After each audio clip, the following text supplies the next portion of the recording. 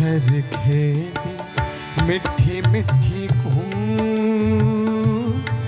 सुन चरखे दी मिठी मिठी कूं, माया मैनू याद आवदा।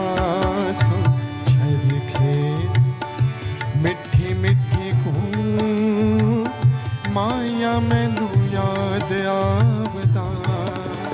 मेरे दिल विच उठ दिए हूक, माया मैनू याद आवदा। सुन चरखे मिठी मिठी कूं, माया मैनू याद आवदा। सुन चरखे मिठी मिठी कूं।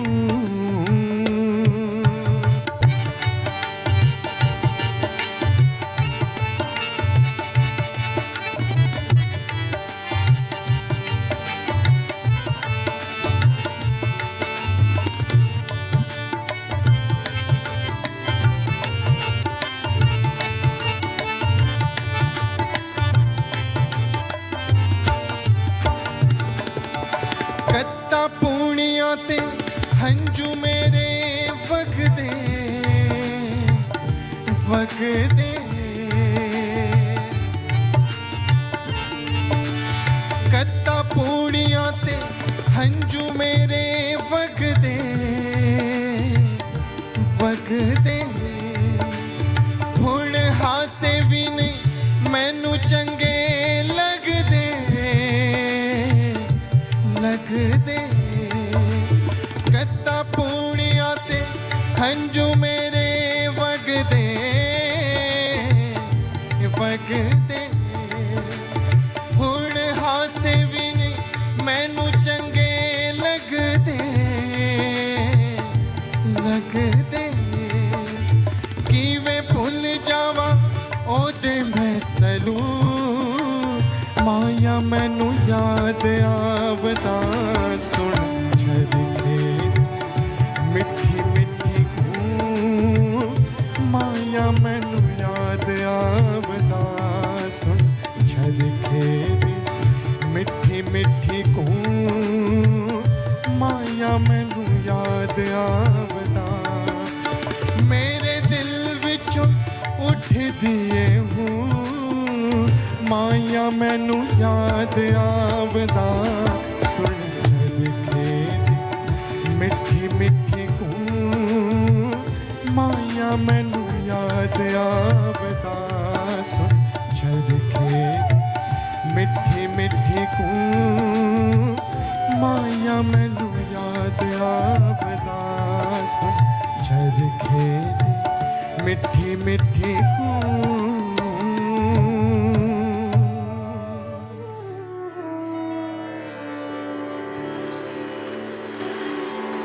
बोलिए सतगुरुदेव भगवान की, सच्चे दरबार की।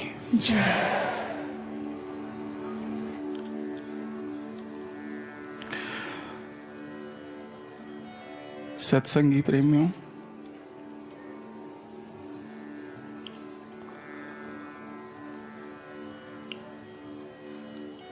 परम पूजनीय सतगुरु महाराज जी,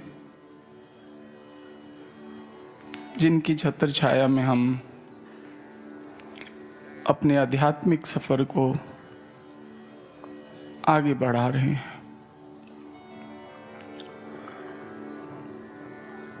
लेकिन ये सफर इतना इतना अद्भुत है, मनुष्य कभी भी, साधक कभी भी सोच नहीं सकता उसके बारे में। ये पीड़ा जो सुनी आपने अभी, ये दर्द जो सुना, ये कैसे मुरीद का दर्द है जो अपने मुर्शद के लिए अपने शरीर रूपी चरखे से एक एक श्वास लेना जिसका मुश्किल हो गया है, वो इस चरखे को चला नहीं पा रहा है। जिंदगी को जीने का कोई उसे अर्थ नहीं लगता। यूं कहें वो हर पल झुलस रहा है और हर श्वास में, हर उस धुन में पुकार कर रहा है। ऐसी मुरीदी। मुर्शद और मुरीद के बीच में एक इतना महीन और सूक्ष्म रिश्ता होता है जिसको कोई देख नहीं सकता, समझ नहीं सकता। मुरीद का अर्थ होता है तलबगार, जिसमें तलब लग जाती है। जैसे एक नशेड़ी व्यक्ति नशे के लिए तड़पता है, उसके प्राण निकलते हैं, ऐसी तलब है। और ऐसी तलब जब मुर्शद की होती है, गुरु की होती है, तो वो साधक मुरीद बन जाता है। वो मर मर के जीता है।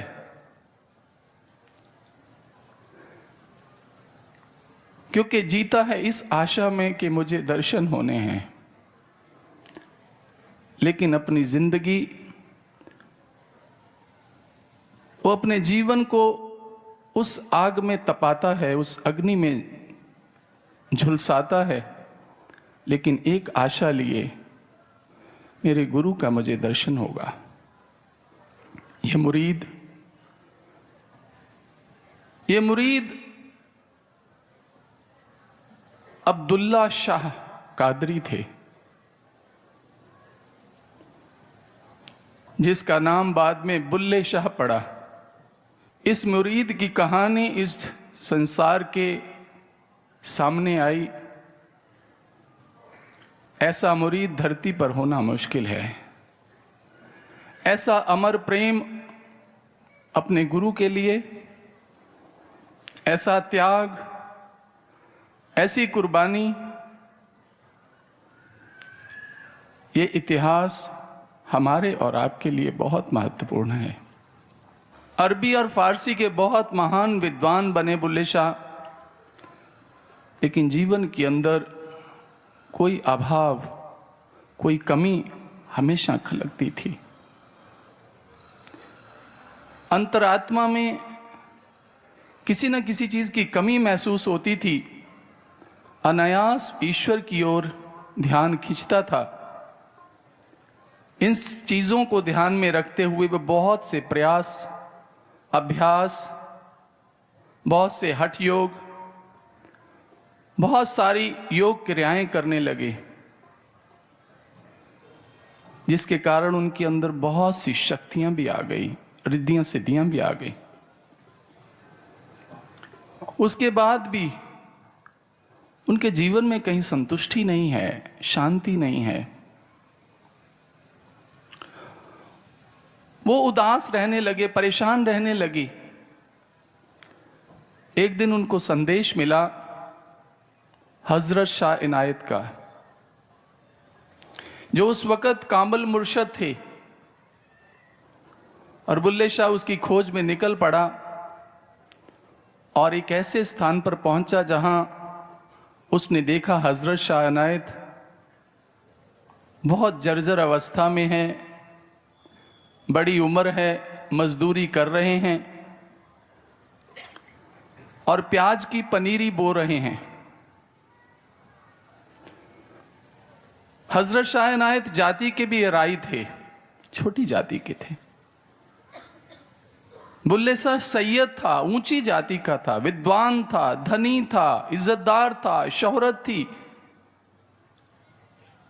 अहंकार ने उसको रोका। ये कामिल मुर्शद वो सिर झुकाए खेतों में प्याज की पनीरी बो रहा है, लेकिन बुल्ले शाह सोचने लगा, मैं कैसे बुलाऊं। उस खेत के किनारे आम के वृक्ष लगे थे, जिसमें आम खूब सारे लगे थे, लदे हुए थे आमों से। बुल्ले शाह ने बड़ी जोर से कहा बिस्मिल्लाह, और उस बिस्मिल्लाह कहने में उसने अपनी शक्तियों का भी प्रयोग किया। बिस्मिल्लाह कहते ही उन पेड़ों से आम टूट टूट के नीचे गिरने लगे। नीचे गिरते आमों की आवाज से अनायत का ध्यान टूटा। उसने सिर उठाया और देखा सड़क के किनारे एक नवयुवक खड़ा है।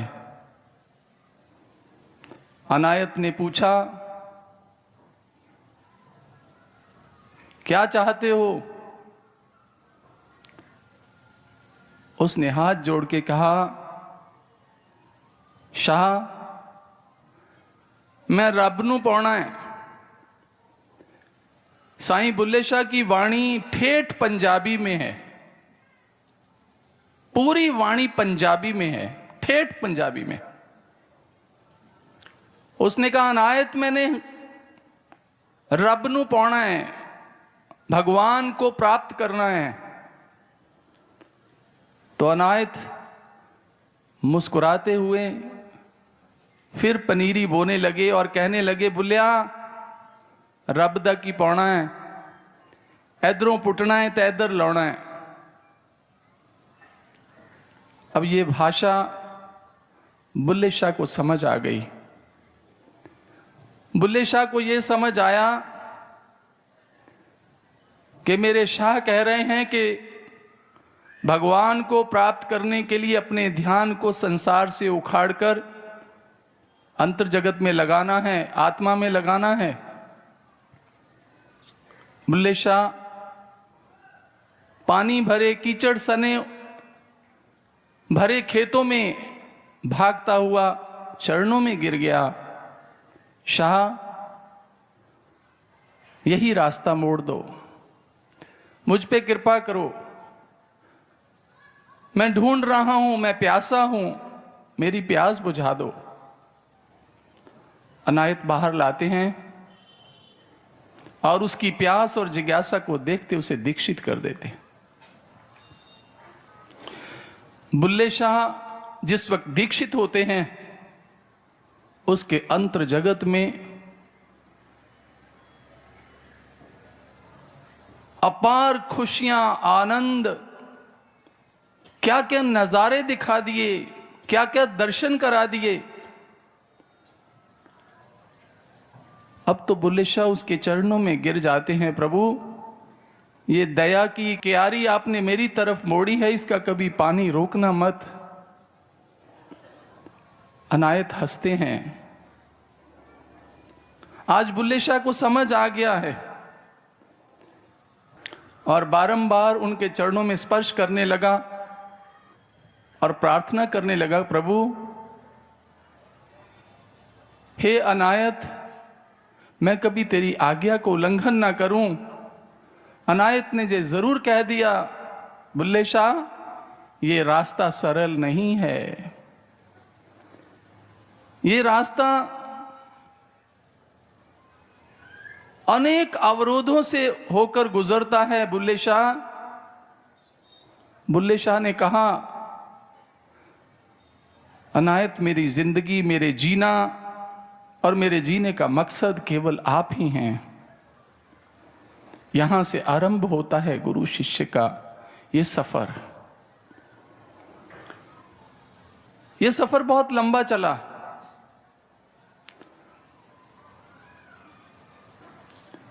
बुल्ले शाह का मुर्शद, बुल्ले शाह की मुरीदी कोई समझ ले तो उसकी जिंदगी में बस अपने साईं को याद करके रोना ही रोना है, क्योंकि वो बहुत रोया, बहुत रोया। इसलिए उसकी वाणी में दर्द है, पीड़ा है, वेदना है, याद है, गहराई है। अपने गुरु के लिए जिस वक्त उसको दीक्षा मिल गई, जब वो अपनी गुरु की आज्ञा में रहने लगा, जब वो गुरु की सेवा में जुट गया, सज्जनों, जिस वक्त कोई भी अध्यात्म के मार्ग पर कदम रखता है कि सत्य के मार्ग पर चलने वालों को 3 अवस्थाओं से गुजरना पड़ता है। 3 अवस्थाओं से। पहली अवस्था है विरोध। दूसरी अवस्था है उपहास, और तीसरी अवस्था है जो सबसे कठिन है, स्वीकृति। स्वीकार कर लेना, स्वीकार हो जाना, पास हो जाना, इम्तिहान पास कर लेना। जहां भगवान स्वीकार कर लेता है हमें, ये साधक की मार्ग के 3 बड़े पड़ाव हैं। आज बुल्ले शाह चल पड़ा है। बुल्ले शाह दिन रात अपने गुरु की सेवा में लगे, गुरु को भी प्रसन्न कर लिया, समाज से भी टक्कर ले ली, उपहास से भी कभी घबराया नहीं, पीछे मुड़कर नहीं देखा, अपनी पहचान खत्म कर दी, गुरु की पहचान को अपनी पहचान बना लिया। गुरु हर तरफ से प्रसन्न है, हजरत हर तरफ से प्रसन्न है। लेकिन अनायत अचानक बड़े कठोर हो गए। अनायत ने कुछ सोच लिया। अब अनायत ने उसको शुद्ध करने की घड़ी जान अपना कार्यक्रम शुरू कर दिया। क्या हुआ? बुल्ले शाह गुरु महाराज जी की आज्ञा लेकर एक दिन परिवार के अंदर पिता के आग्रह पर कि बुल्ले शाह बहुत समाज में, परिवार में बहुत अपमान हो चुका है, गुरुदेव की आज्ञा से कुछ घड़ी के लिए तू घर आ जा, क्योंकि एक बहुत बड़ा उत्सव है। जब गुरु के पास जाके प्रार्थना की और गुरु ने सोचा अब ये पीछे का अभी भी इसे ध्यान है, अभी भी पीछे की याद है, तो गुरु ने भी फाइनल इम्तिहान, पूर्ण परीक्षा आरंभ कर दी। उसने प्रसन्नता से स्वीकृति दी। जाओ बुल्ले शाह, जाओ, घर जाओ, लेकिन लौट आना। जी महाराज, जी शाह जी, मैं जल्दी से लौट आऊंगा। शाह जी, उस उत्सव में आप भी पधारना। अनायत ने कहा हां, मैं भी जरूर आऊंगा। जब उत्सव आरंभ हुआ, सैयद वंश, बुल्ले शाह घर आए, जो नहीं भी लोग आते थे वो भी सब आए। दुनिया इकट्ठी हुई, सैयद वंश इकट्ठा हुआ, धार्मिक प्रोधा लोग इकट्ठे हुए, धर्म के ठेकेदार इकट्ठे हुए। बुल्ले शाह सबको अपने प्रभु का संदेश दे रहा है। लेकिन गुरु ने क्या सोचा? मुझे भी निमंत्रण मिला है, लेकिन आज अपने एक अदने से शिष्य को बुला के कहते हैं जो अराई जाति का ही था। अनायत कहते कि जाओ, बुल्ले शाह ने उत्सव में आमंत्रित किया है, तुम जाओ। महाराज मैं जाऊं? हां, मुझे बुलाया था, मैं नहीं जा पाऊंगा, आप चले जाओ। सज्जनों, उस उत्सव में बहुत बड़ा एक इकट्ठ हुआ था, बहुत पब्लिक इकट्ठी हुई थी, बुल्ले शाह सबको मिल रहे थे। लेकिन उसी के अंदर मैले कुचैले कपड़े पहने बुल्ले शाह का गुरु भाई पहुंच गया, जो गुरु का प्रतिनिधि बनकर गया था।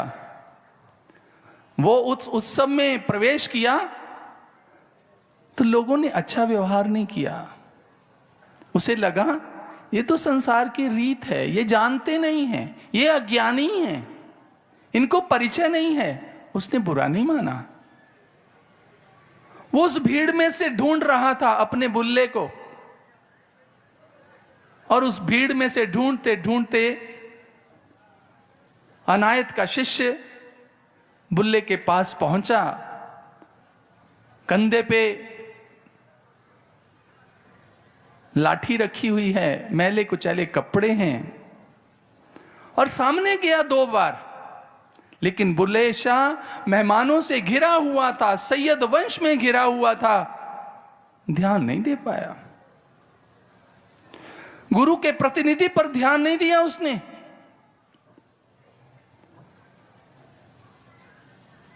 वो शिष्य वापस आ गया। गुरु ने पूछा कैसा रहा? महाराज बहुत बड़ा उत्सव था, बड़ी दुनिया थी, मेरा बुल्ला था। हाँ प्रभु तेरा बुल्ला भी था। बुल्ला तुझे मिला? महाराज बुल्ला मुझे नहीं मिला, उसने मेरा तिरस्कार किया, उसने मुझसे बात तक नहीं की। बस गुरु को तो बहाना चाहिए था कोई, गुरु को अपना खेल जो करना था। गुरु आज नाराज हो गए, गुरु नाराज हो गए। बेटा ये तेरा अपमान नहीं किया, बुल्ले शाह ने मेरा अपमान किया है, तू मेरा प्रतिनिधि था। कोई बात नहीं, हम बुल्ले की क्यारी मोड़कर वो पानी, दया का पानी तेरे खेत में लगा देते हैं। उसी वक्त अनायत शाह ने अपनी कृपा की धार मोड़ दी, जो बह रही थी निरंतर बुल्ले के खेतों में, बुल्ले की हृदय की जमीन पर।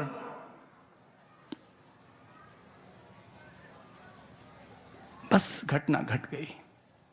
बुल्ले शाह के अंदर सारी रोशनी खत्म हो गई, सारा आनंद खत्म हो गया, सारे विचार बदल गए, सोच बदल गई।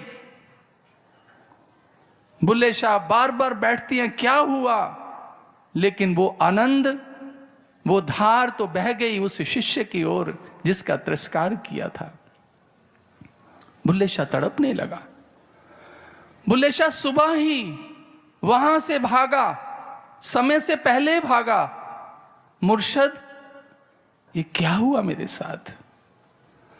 आज मुर्शद उससे मिल नहीं रहे, वो बाहर बैठा रो रहा है आश्रम में, लेकिन मुर्शद बाहर नहीं निकल रहे।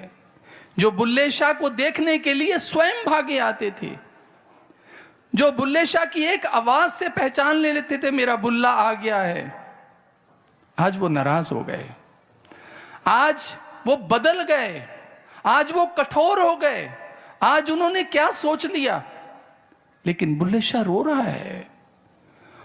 और जब उसे आकर मालूम हुआ कि आज साईं बाहर नहीं आ रहे, आज साईं मुझे अंदर नहीं बुला रहे, तो उसके मन के अंदर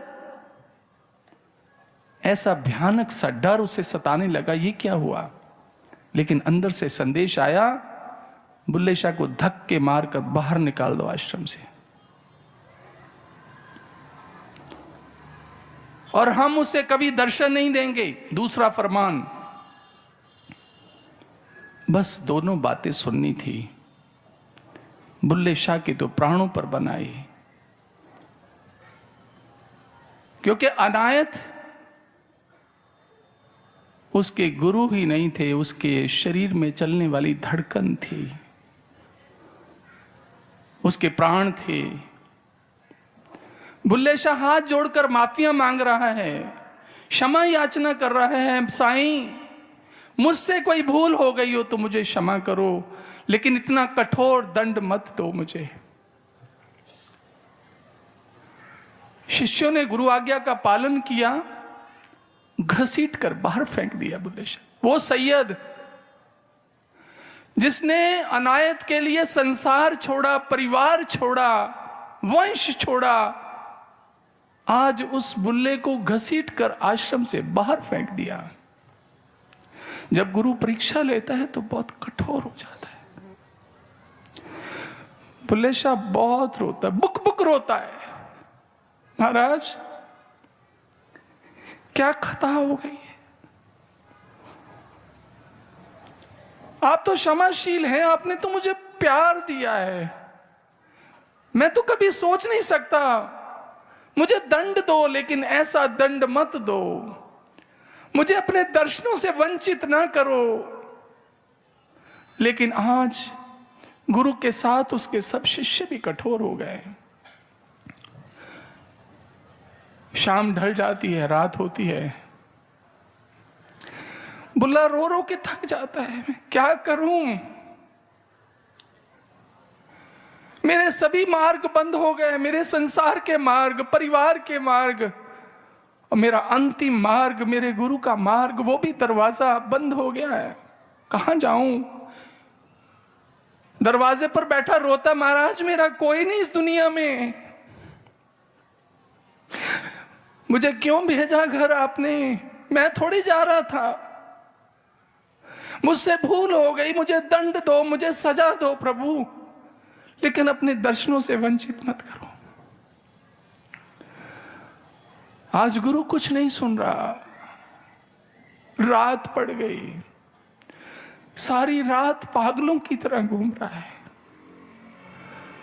आश्रम के चारों दिशाओं में चक्कर लगाए जा रहा, रोए जा रहा, रोए जा रहा है, कोई उसकी मदद करने के लिए नहीं आ रहा, कोई उसको हौसला देने नहीं आ रहा। रात को रोते रोते उसके सुबह हुई, मन में आया गुरु कहीं ऐसा तो नहीं सोच रहे मैं कहीं चला गया हूं। आश्रम की उस नाली में जिसमें से पूरे आश्रम का पानी बाहर बहता था, बाहर से उसने उस नाली के अंदर अपने सिर को फंसा दिया। वो गंदा पानी जहां से निकलता था वो रास्ता रुक गया, पानी रुकने लगा, आश्रम में इकट्ठा होने लगा।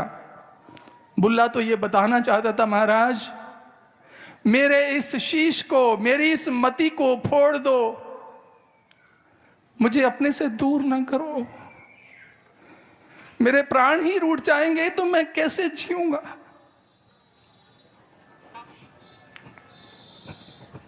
मुझे दूर मत करो। लेकिन गुरु आज इम्तिहान ले रहा है, कहता लाओ एक डंडा, इस नाली को मैं साफ करता हूं। उस लाठी से जोर से मारते हैं जो बुल्ले शाह की खोपड़ी में लगती है, लेकिन बुल्ले को वो चोट नहीं लग रही, वो दर्द नहीं है, उसे दिल का दर्द है, वो भुला नहीं पा रहा वो पल। बुल्ले शाह रो रहा है, मेरी कोई मदद करो, मेरे गुरु को मना दो, कोई मना दो गुरु को। बहुत रोता है, कई दिन बीत जाते हैं बुल्ले शाह को, लेकिन वो कभी भी एक पल के लिए भी कोई आंखें सूखी नहीं उसकी, बहुत रोता है। ऐसा इम्तिहान साधक को ऐसी स्थिति से गुजरना पड़ता है। हाँ, ये आग है जिसमें जल के साधक कुंदन बनता है। जेड़े दिन दा तू मुख मोड़िया, हास्या भी मुख मोड़े।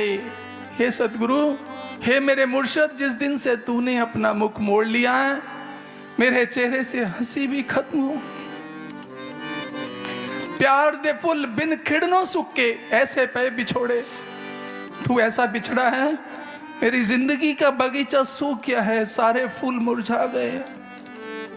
हिजरों पीड़ अखां विच रड़के, दुख दियां वांगों फोड़े। मेरे जिगर का दर्द जो है, पीड़ है, वो मेरी आंखों को फोड़े की तरह, जख्म की तरह दर्द दे रही है। हिजरों पीड़ अखां विच रड़के, दुख दियां बांगर फोड़े। साधक अथरू मार के छल्ला, पलकां दे बन तोड़े। ऐसे अथरू बहते थे कि उसकी पलकें रोक नहीं पाती थी। जदों मिठी नींदे सौंदी है खुदाई, सौ रब दी ना अख कदे लाई। मैं रोमा तैनू याद करके, ओ सजना मैं रोमा तैनू याद करके। जिस दिन से तू रूठा है मैं सोया नहीं हूं, मेरे होंठों से हंसी खत्म हो गई है, मेरी आंखें आंसुओं को रोक नहीं पाती और संसार उस वक्त मीठी नींद में सोता है। सतगुरु तो मेरी सुन ले, मुझे चरणों से लगा ले, चरणों से लगा।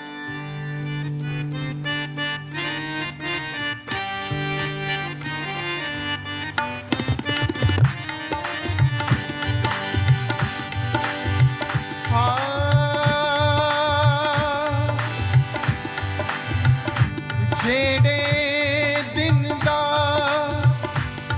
तू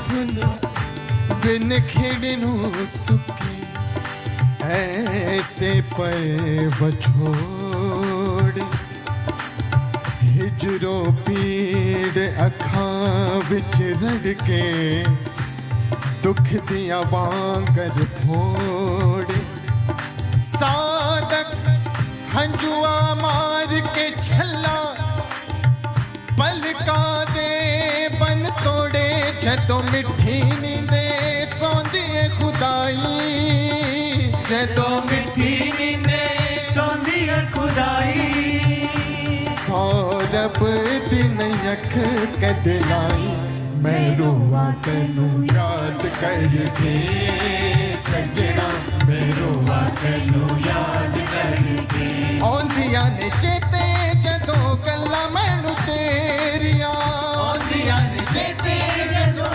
गल्लां मैनू तेरियां आंधियां ने चेते जदों गल्लां मैनू तेरियां आंधियां ने चेते जदों गल्लां मैनू तेरियां